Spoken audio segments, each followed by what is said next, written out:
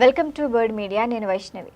రాజకీయాల్లో అవకాశాలు రావాలి, కాలం కలిసొస్తే ఏకంగా మంత్రి పదవి కూడా చేపట్టకుండానే, అసలు కనీసం ఎమ్మెల్యేగా ఎక్స్పీరియన్స్ లేకుండానే ముఖ్యమంత్రి సీట్లోనే కూర్చోవచ్చు. మరి ఎంపీ ఏం కర్మ, ప్రధాని పదవిలో కూడా కూర్చోవచ్చు. మరి ఇవన్నీ ఈ దేశంలోనే జరుగుతాయి. మరిక తెలుగు రాజకీయాల్లో చూస్తే ఇప్పటిదాకా పురుషాధిక్యమే కొనసాగుతూ వస్తోంది.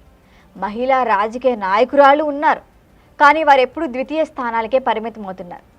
మరి ఈ నేపథ్యంలో రెండు ప్రముఖ రాజకీయ కుటుంబాల నుంచి వచ్చిన వైఎస్ షర్మిల, కల్వకుంట్ల కవిత ఇద్దరు ఇప్పుడు తమ రాజకీయ అదృష్టాన్ని పరీక్షించుకునే ఫేజ్లో ఉన్నారు.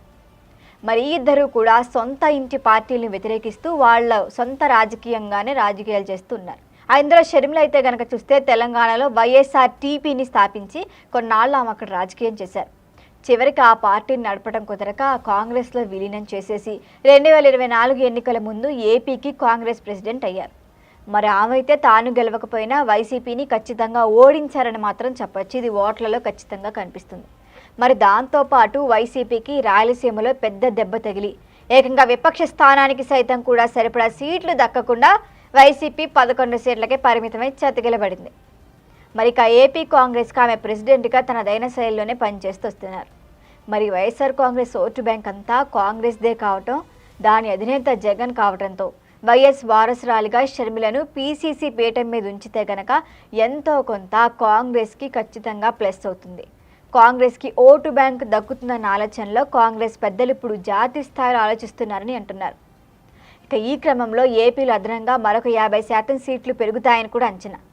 అంతేకాకుండా మొత్తం సీట్లలో 3వ వంతు మహిళలకు రిజర్వేషన్ కూడా అని చెప్పారు.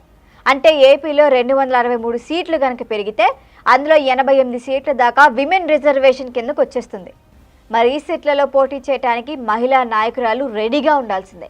ఇప్పటికే కీలకమైన స్థానాల్లో ఉన్న వారికి ఈ సీట్లు పెరుగుదల, రిజర్వేషన్లు అన్నవి అతి పెద్ద బూస్టింగ్ కదా అని చెబుతున్నారు. మరీ ముఖ్యంగా కడప జిల్లాలో చూస్తే 10 సీట్ల వరకు 15 అవుతాయని కూడా అంటున్నారు. మరి అందులో కూడా 5 సీట్లు మహిళలకే దక్కుతాయి. కడప అంటే వైఎస్ఆర్ ఫ్యామిలీకి కంచుకోటని విషయం తెలిసిందే. మరి 2024లో కూడా కడప ఎంపీ సీటుకు షర్మిల పోటీ చేశారు. 1,50,000 వరకు ఓట్లు తెచ్చుకున్నారు.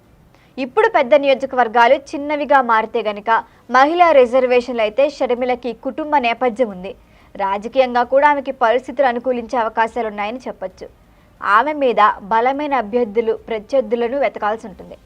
లేకపోతే స్టేట్ వైడ్ లీడర్గా ఉన్న షర్మిల జాగ్రత్త చేసుకుంటే గెలిచి అసెంబ్లీలో అడుగు పెట్టడం పెద్ద కష్టమేం కాదని కూడా అంచనా. మరి ఇంకోవైపు కవిత కనుక చూస్తే కవిత తెలంగాణలో కొత్త పార్టీనే స్థాపిస్తున్నారు. సరిగ్గా ఇదే సమయంలో కొత్తగా సీట్లు పెరిగితే గనక చిన్న అసెంబ్లీ నియోజకవర్గాలుగా మారటం కలిసొచ్చే అంశం ఉంటుంది ఆవిడికి. అక్కడ కూడా 59 దాకా సీట్లు మహిళా రిజర్వేషన్ల రూపంలోనే ఆమెకు వస్తాయి. మరి కవిత అయితే ఎక్కువగా జనంలోనే ఉంటున్నారు. తండ్రి కేసీఆర్ మాదిరిగానే ఫైర్ బ్రాండ్గా ఉంటున్నారు ఆమె. దాంతో ఆమె తనతో పాటు కొందరు మహిళా నేతలను కనుక ఆమె జాగ్రత్తగా ఎంపిక చేసుకుంటే రిజర్వ్ సీట్లలో గెలుచుకునే ఛాన్స్ ఎక్కువగా ఉంటుంది. అలాగే ఇమేజ్ ఉన్న నాయకులు ఆమె పార్టీలో చేరితే చతుర్ముఖ పోరులో చిన్న నియోజకవర్గాల్లో ఓట్లు అటునుంచి ఇటు కనుక గెలిస్తే ఆమె గెలిచే వీలు కూడా ఉందని లెక్కలు వస్తున్నాయి. మొత్తానికి కవిత పార్టీకి ఇది మంచి శుభారంభం అని చెప్పొచ్చు. దీనిపైన మరిన్ని అప్డేట్ కోసం చూస్తూనే ఉండండి బర్డ్ మీడియా.